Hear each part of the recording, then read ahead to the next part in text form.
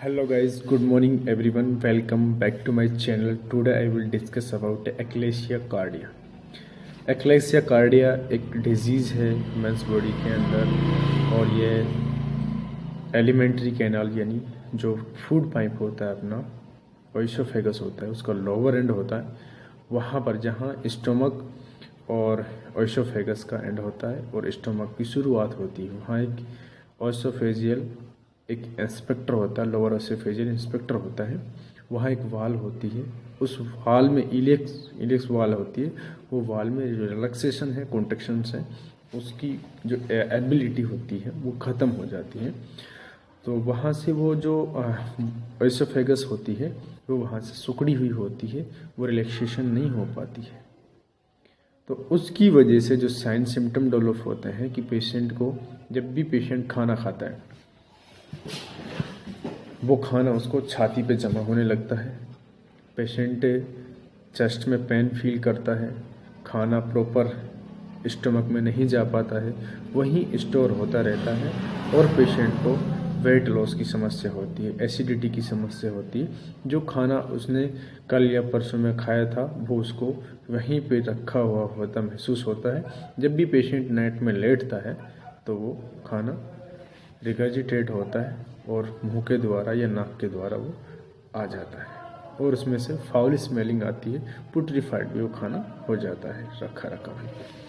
उसकी वजह से क्या होता है कि जो पेशेंट की वेट है वो तेज़ी से गिरने लगता है और पेशेंट को छाती में दर्द होता है।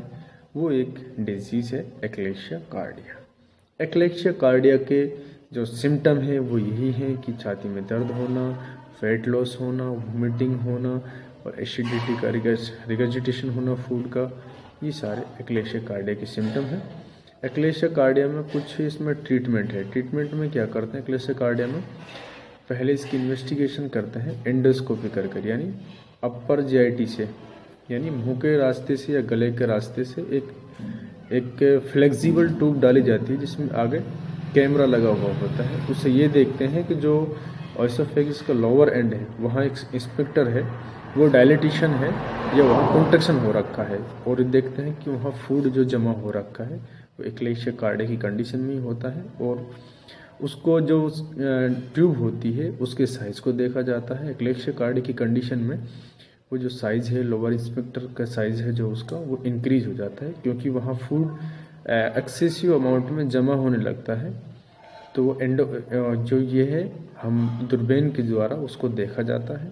फिर एक एक्सरा कराया जाता है कि बेरियम लिक्विड होता है वाइट, उसको पिलाते हैं, ऑन द स्पॉट एक्सरा करते हैं। एक्सरा में क्या देखा जाता है कि जो वाइट जो बेरियम हम पिला रहे हैं पेशेंट को, वो पेशेंट को बेरियम वहीं पर स्टोर होगा ओइसोफेगस में, यानी स्टोमक की तरफ वो बेरियम नहीं जा पाएगा। ये एक फाइंड आउट हो जाएगा कि हाँ इसको eclampsia कार्डिया की डिसीज़ है।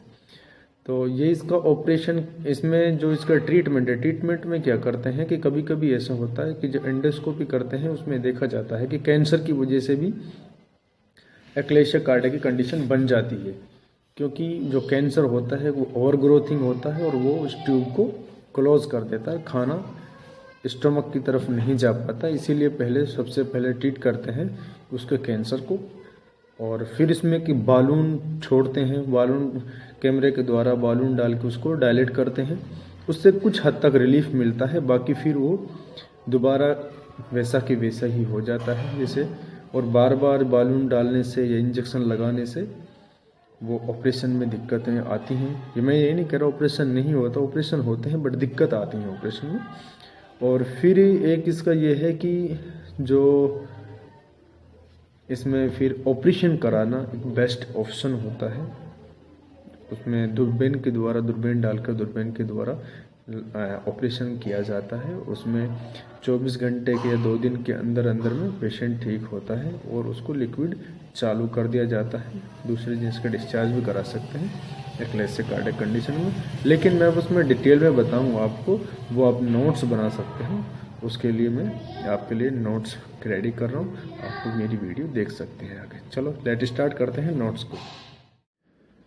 eclampsia of the cardia. It is a disorder of oesophagus due to the weak और एब्सेंट पेरिस्टाल्सिस।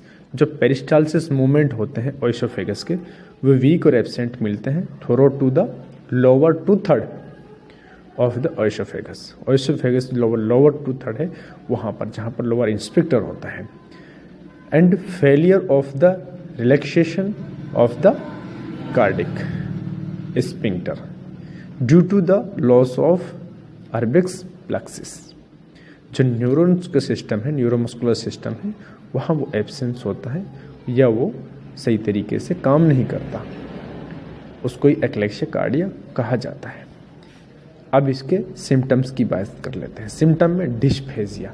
डिस्फेजिया मतलब जो खाना है उसको निगलने में, उसको धकेलने में दिक्कत होती है, पेनफुल स्वॉलोइंग होती है पेशेंट को।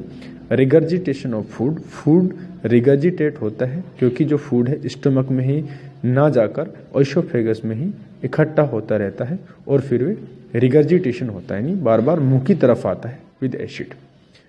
Patient also complaints of vomiting of food immediately after swallowing. Patient complaint करता है जिससे वो खाना को सोलो करता है, देन आफ्टर वो वोमिटिंग की शिकायत करता है।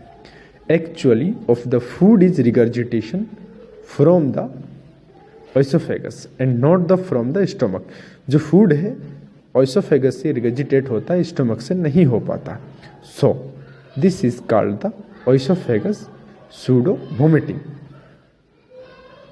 द रिगर्जिटेटेड फूड में स्पाइल बैक, जो वो फूड है रिगर्जिटेट हो, स्पाइल बैक आता है इनटू द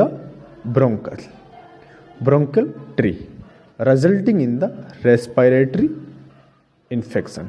जो वो रिगर्जिटेटेड फूड है वो स्पिल बैक हो जाता है ब्रोंक्यूल्स में, लंग्स की तरफ जाता है और वो रिजल्ट करता है इन्फेक्शन। जो इन्फेक्शन होकर जैसे कफ होगा, स्पुटम होगा, डिस्निया होगी, नहीं सांस लेने में दिक्कत होगी पेशेंट को। एस्पायरेशन नमूनिया हो जाएगा, एस्पायरेटरी नमूनिया हो जाएगा।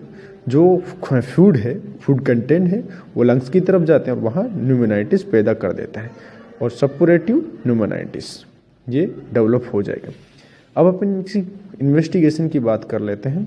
एक्लेशिया कार्डिया में क्या इन्वेस्टिगेशन किया जाए, जैसे like that barium oesophagogram so dilatation of the oesophagus.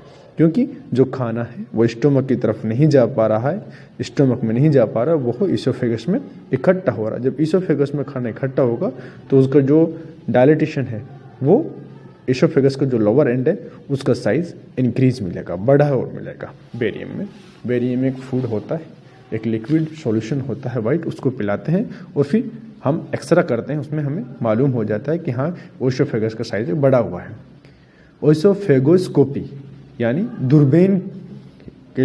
दुर्बीन डालकर एक इलास्टिक एक ट्यूब डाली जाती है, उससे हमें पता लग जाता है कि हाँ जो ओइसोफेगस है उसका साइज है लोअर एंड का वो इंक्रीज है, यानी एक्लेशिया कार्डिया की कंडीशन डेवलप हो रखी है। एक मैनोमेट्रिक टेस्ट होता है after injection of acetyl methyl choline. एक इंजेक्शन होता है, उसको violent and painful contraction of the oesophagus, उसकी वजह से वायलेंट और पेनफुल कॉन्ट्रैक्शन होगा ओइसोफेगस में be seen and recorded in the manometer, और मैनोमीटर में उसको रिकॉर्ड करेंगे। अब देखते हैं इसका ट्रीटमेंट क्या है, क्या इसका इलाज किया जाए।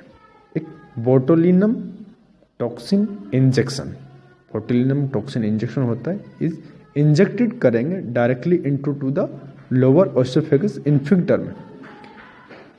किसके थ्रू? एंडोस्कोपी के through. This injection lower the lower oesophageal pressure, symptoms relapse after 6 से 9 मंथ। अच्छा, सेकेंड ऑफ ट्रीटमेंट है हेलर्स ऑपरेशन करेंगे। हेलर्स ऑपरेशन में also give good result in 60 to 90% of cases. Heller operation करते हैं। अच्छा, number 3 पे देखते हैं amyl nitrate inhalation. Amyl nitrate inhalation करते हैं। आइसोसोर्बिडिनाइट्रेट एक टेबलेट होती है, एंटीकोलिनर्जिक ड्रग है ये। May be given temporary improvement, temporary कुछ आराम मिलता है उससे। Given the before meal, खाने से पहले इसको दिया जाता है। एक टैबलेट होती है nifedipine, 30 minute before meals 10 to 20 mg sublingually nifedipine tablet को रखा जाता है। उसमें से 10 से 20 mg की टैबलेट निफिडिपिन रखी जाती है, उससे भी काफ़ी आराम मिलता है। General nutrition should also be maintain, जो जनरल न्यूट्रिशन है उसको मेंटेन रखना है। ये एक्लेक्शिया कार्डिया के नोट हैं जिसमें अपन ने इसकी डेफिनेशन देखी, एक्लेक्शिया कार्डिया किसे बोला जाता है, फिर इसके साइन सिम्टम क्या हैं, फिर इसके इन्वेस्टिगेशन क्या कराएं, देन लास्ट में इसका ट्रीटमेंट क्या करें। ट्रीटमेंट ये है, और एक्लेक्शिया कार्डिया बस ये एक शॉर्ट नोट है और बेहतरीन नोट है ये, इससे अपन के काफ़ी अच्छे नंबर आ सकते हैं और इजीली हमने इसको समझा भी है एक्लेक्शिया कार्डिया क्या है। Thank you.